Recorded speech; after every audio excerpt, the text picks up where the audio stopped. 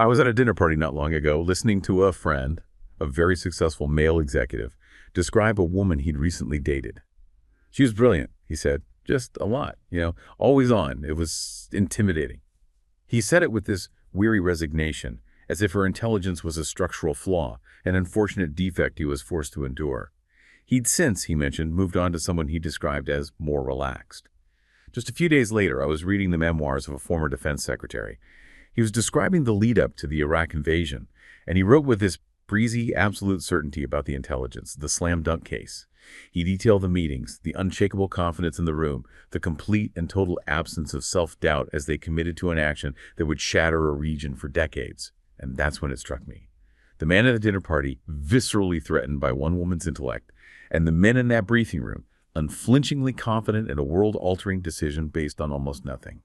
This profound contradiction, this bizarre inversion of anxiety and arrogance, is what I want to talk about today. Welcome to the Deep Dive. Our mission today is, well, it's to connect these two dots, isn't it? Private anxiety versus public hubris. Exactly. We're trying to unpack the psychology behind it.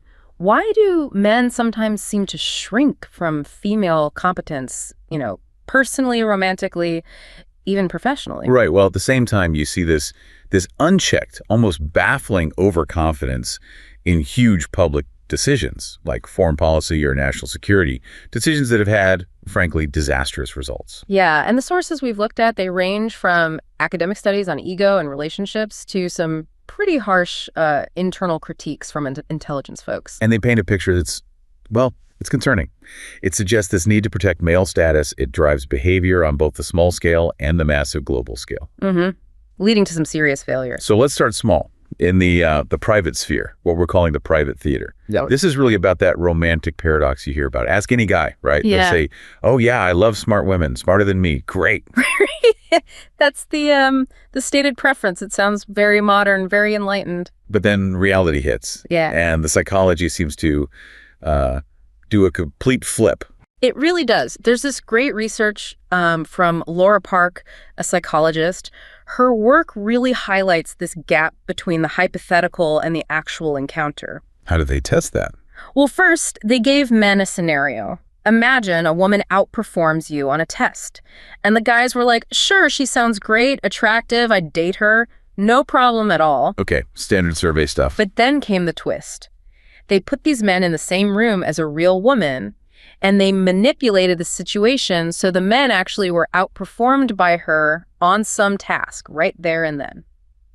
Okay, so it wasn't hypothetical anymore. Not at all. And the reaction, it was instant, visceral even. What happened? Suddenly, the men reported feeling less attracted to her. They felt less masculine. They were less interested in getting her number or seeing her again. Wow, that's a sharp turnaround. And get this, the physical behavior. They measured the distance between their chairs.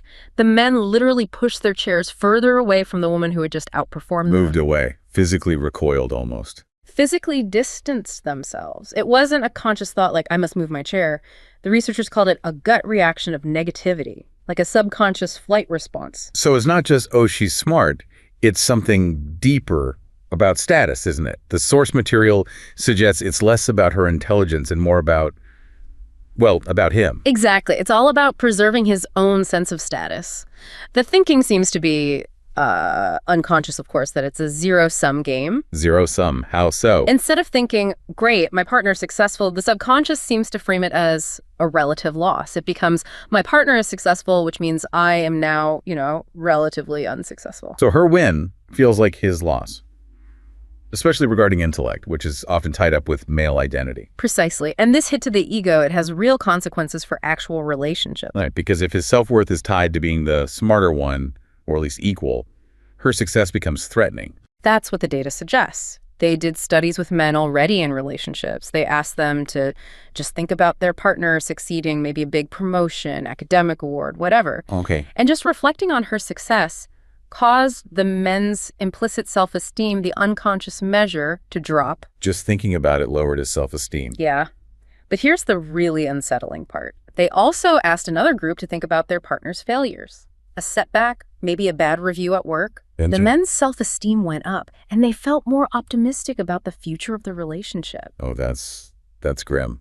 So her struggling actually makes him feel better about himself and the relationship. It seems to function as an ego defense. Her competence triggers anxiety. Her failure provides a strained kind of comfort and affirmation of his own standing. Okay, so this anxiety, this ego defense, it doesn't just stay in the dating world, it must bleed into professional life too. Absolutely. And that's where we see what the sources call the professional self-policing mechanism.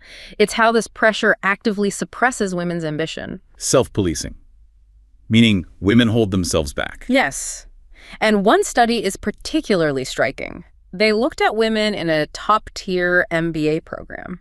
These are already highly ambitious, successful women, right? I would think so, yeah. Well, a shocking 73% of the single women in that program admitted they had deliberately avoided taking at least one action that would have enhanced their career. 73% avoided doing something good for their career. Why? Because they were afraid of appearing too ambitious, too intimidating maybe, to potential male partners or even just male colleagues. That's a huge number. Almost 3/4 of single, high-achieving women are consciously dialing it back. What kind of actions are we talking about? Concrete stuff, like asking for a raise or a promotion. 64% of the single women avoided doing that specifically because they were worried about how it would affect their romantic desirability. 64% avoided asking for more money or a better job. What was the comparison for men? Much lower. Only 27% of men said they'd avoided those actions because of romantic concerns. The pressure is disproportionately on women. This is where that phrase comes in, isn't it? The genius of the arrangement. Sounds kind of sinister. It is chilling, because the genius is that the system doesn't need explicit rules or men actively blocking women. The threat, the potential hit to desirability, makes women adjust their own behavior. So they self-police. They voluntarily dial back their ambition if they think men, especially potential partners, are watching. Exactly. The burden falls entirely on them to manage this perceived threat. Is there concrete evidence of them changing their behavior, not just saying they avoided things? Yes, absolutely. The research showed that when single women knew male colleagues could see their stated career preferences, like in a class survey or something, they suddenly reported wanting jobs with less travel. They aimed for fewer hours per week.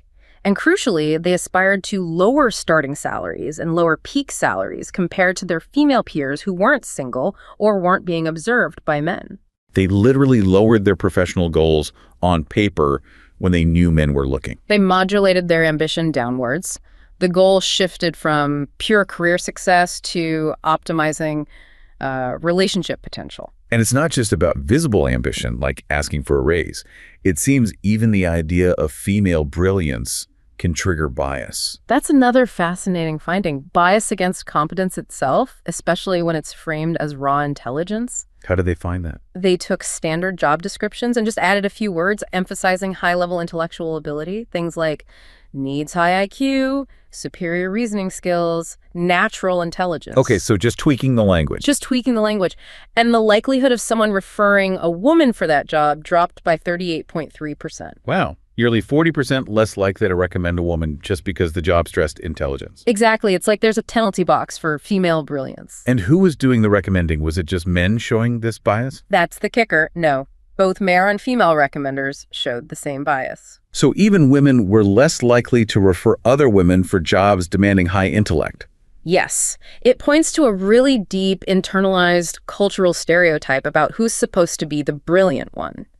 When raw intellect is the key criterion, the system itself, regardless of who's pulling the levers, seems to hesitate when it comes to women. Okay, this is depressing. If this anxiety is so deep-seated in men, this status thing, how can anyone navigate it? How does a guy get over this ego threat if he's with a successful woman? Well, the research does suggest a way. It involves changing how the man frames the relationship in his own mind. How so? The key seems to be shifting from seeing it as a competition, me versus her, to seeing it as a team, a partnership, an emotional resource. Like we're in this together. Exactly.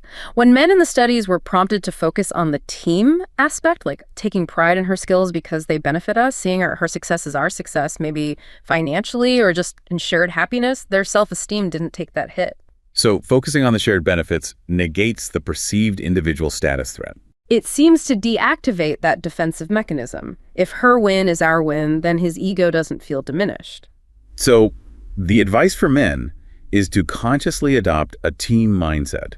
What about for women? Is the advice just find a guy who already thinks that way? That's essentially what the sources lean towards. Rather than spending enormous energy trying to manage a partner's ego or reframe the relationship for him, the perhaps more effective strategy is to select a partner from the outset who is genuinely, demonstrably supportive of ambition and success. Avoid the problem rather than trying to fix it constantly. It sidesteps that whole need for self-policing. Find someone who celebrates your wins, not someone whose ego is bruised by them.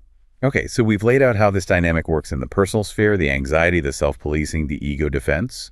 Now, how does this scale up? How does this psychology manifest in the public theater, in big, high-stakes decisions? That's the crucial and frankly terrifying leap.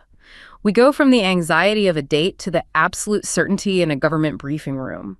That individual anxiety seems to vanish, replaced by this powerful institutional overconfidence. And this is where imperial hubris comes in. That's a strong term. It is. It comes from a critique by a veteran CIA officer, someone who was deep inside the system for decades. His argument was that a core flaw in U.S. foreign policy, especially around the War on Terror, was this tendency to only see the world through American eyes. What did he mean by that? Americanizing their components? He meant forcing foreign actors and situations to fit American assumptions and values, believing that Western democratic ideals are universally desired and applicable, even when all evidence points elsewhere. So ignoring reality on the ground because it doesn't fit the preferred narrative? Pretty much. It leads to ignoring history, ignoring cultural specifics, and crucially, ignoring the clearly stated goals of adversaries. He pointed out, for example, that someone like bin Laden had very specific, limited, arguably even achievable goals like getting U.S. troops out of Saudi Arabia, ending aid to Israel. Things you could potentially negotiate or address. Right, transactional things. But instead, U.S. policy framed it as this huge existential battle against evil, aiming for vague, massive goals like, democratizing the entire Middle East or secularizing Islam. Goals driven by hubris, not reality. And this critique wasn't just about the mindset. It targeted the leadership structure itself. Oh, absolutely. He was scathing about the senior national security leadership, called them a disaster man by senior officers, mostly men. Ouch. Yeah.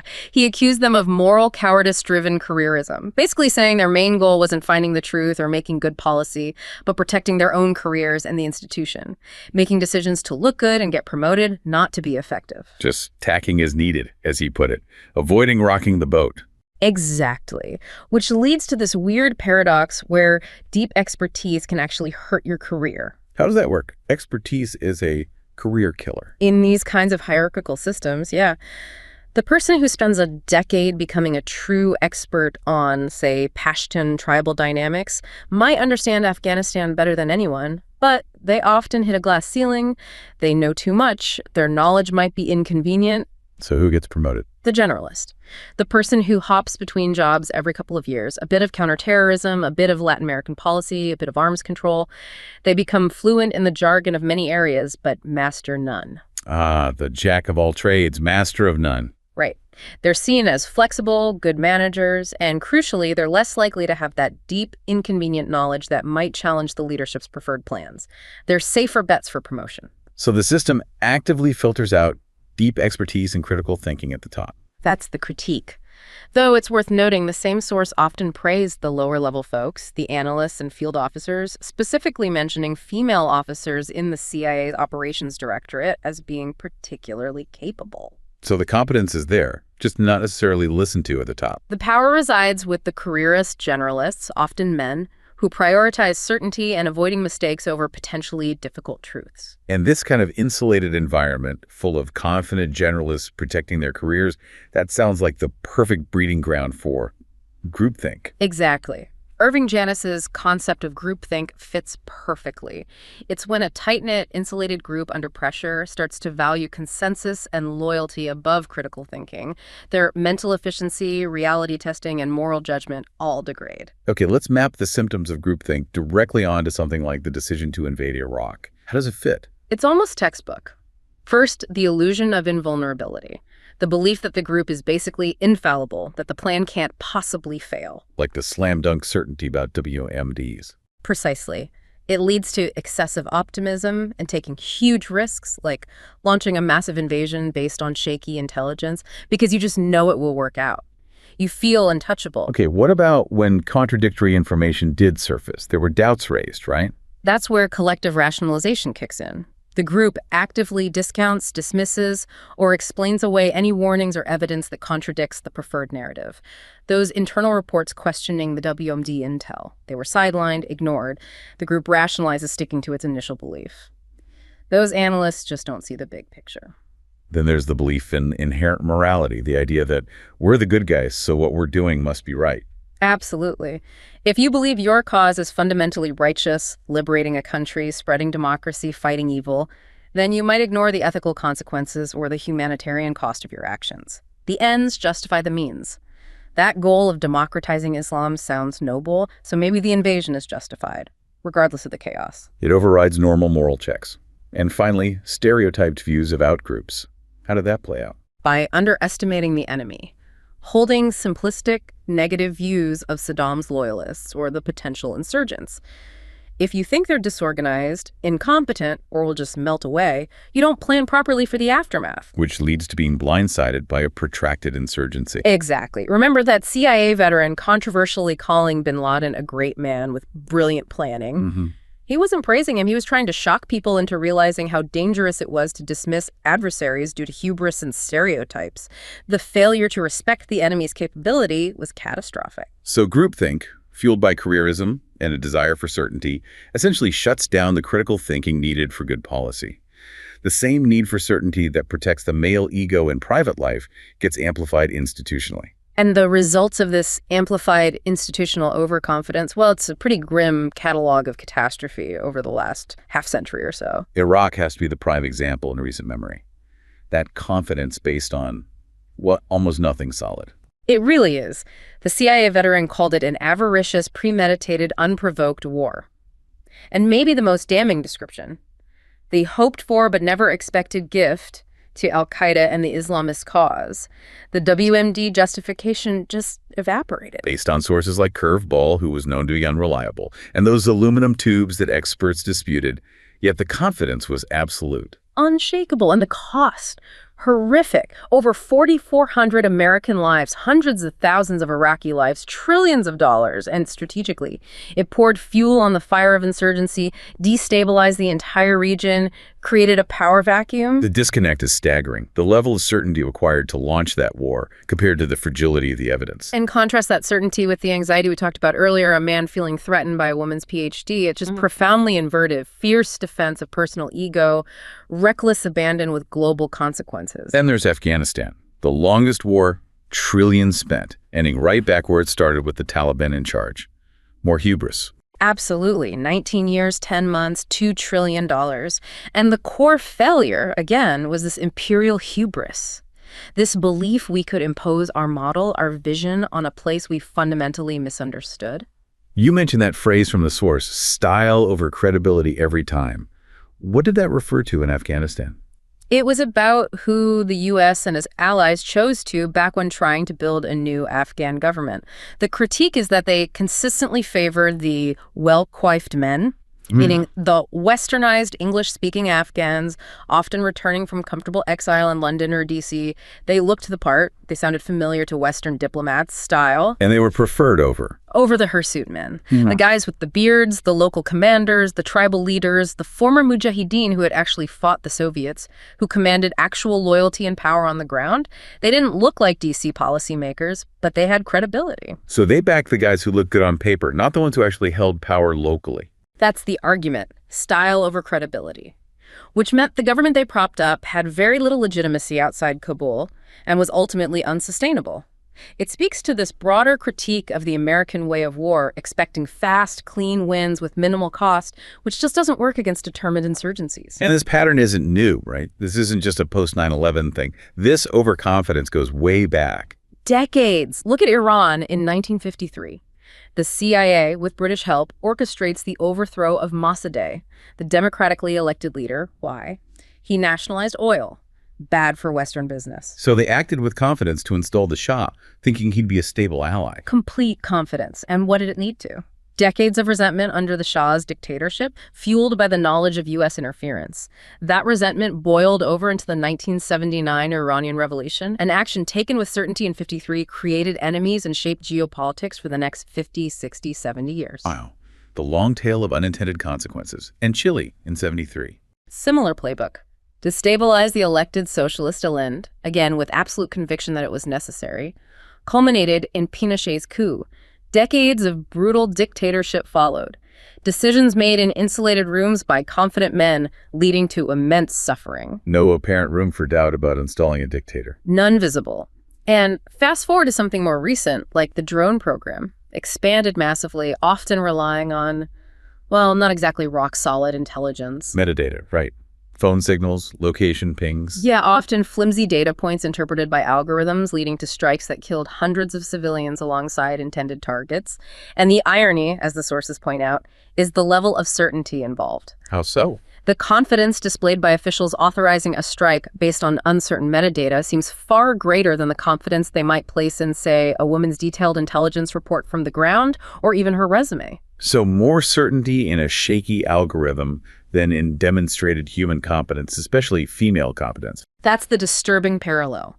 Defend the ego fiercely against personal threats to status, but act with unshakable, often fatal certainty based on questionable data when the consequences are global. Okay, so if this male-dominated, certainty-driven approach has led to such a catalog of disasters, what's the alternative?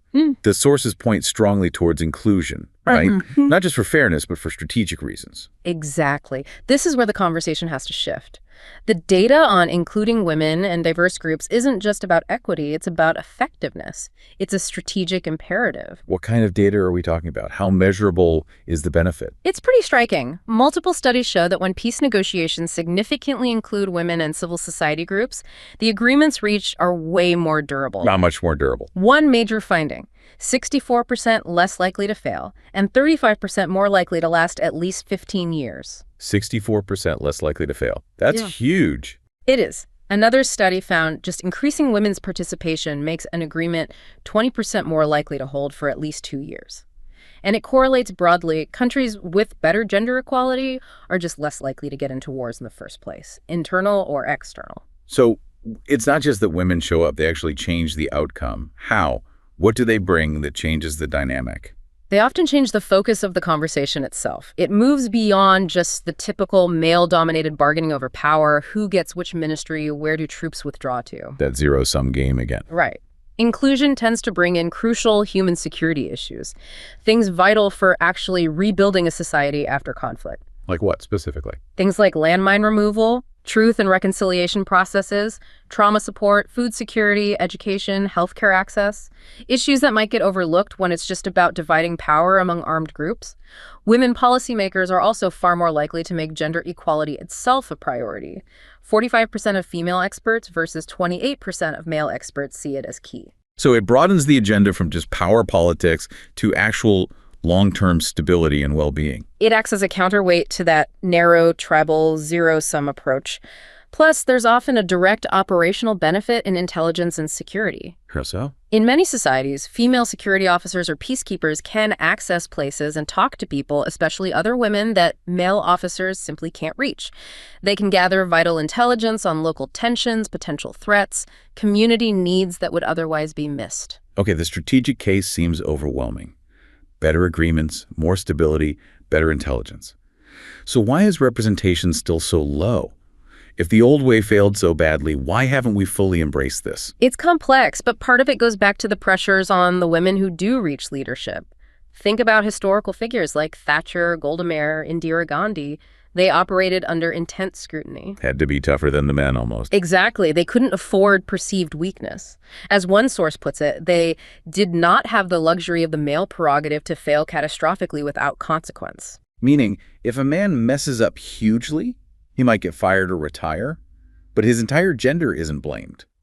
If one of those women made a similar mistake, the narrative would immediately question whether women in general are suited for leadership. The political risk for them was exponentially higher. So female leaders, historically at least, might have been incentivized towards more caution, more collaboration, simply because the cost of failure was so immense, personally and politically. It's just a different operating calculus, moving away from that high-risk, high-confidence gamble that characterized so many male-led disasters. But despite all this The evidence, numbers are still bad. still abysmal. In 2022, only 16% of negotiators in UN peace processes were women. And between 1992 and 2011, women were fewer than 4% of the people who actually signed peace agreements. 4%, after everything we know about their positive impact. The exclusion continues, despite the clear strategic cost. Okay, let's try to wrap this up. We started with this strange inversion. Deep male anxiety about female competence in personal life. Where the stakes feel individual status, romance, ego, leading to discomfort, distancing, even women holding themselves back professionally. And yet, in the public sphere, where the stakes are literally global war and peace, trillions of dollars, millions of lives, you see this flourishing of unchecked male overconfidence. Often based on flimsy evidence, ignoring warnings, fueled by groupthink and careerism, leading to, as we said, blunders of almost incomprehensible stupidity. The very psychological engine protecting the individual male ego seems to drive collective catastrophe. Which brings us to the ultimate, deeply disturbing irony here. Excluding these critical, different perspectives, very often female perspectives. Perspectives that the data clearly show lead to better, more stable, less catastrophic outcomes. That exclusion isn't just unfair. It's not just an equity issue. It is a massive, ongoing strategic liability. We're actively choosing less effective, more dangerous paths by maintaining these exclusionary structures. The evidence is overwhelming. That ability to question, to tolerate nuance, to challenge certainty, the very things that might make an intelligent woman seem intimidating or a lot on a date. Those are precisely the qualities needed to prevent disaster in foreign policy. By prioritizing unchallenged confidence, by allowing the mechanisms that protect individual male status to dominate institutional culture, we've ended up paying an unimaginable price in treasure and lives. The fear of being challenged personally has translated into global calamity. Thank you for joining us for this deep dive.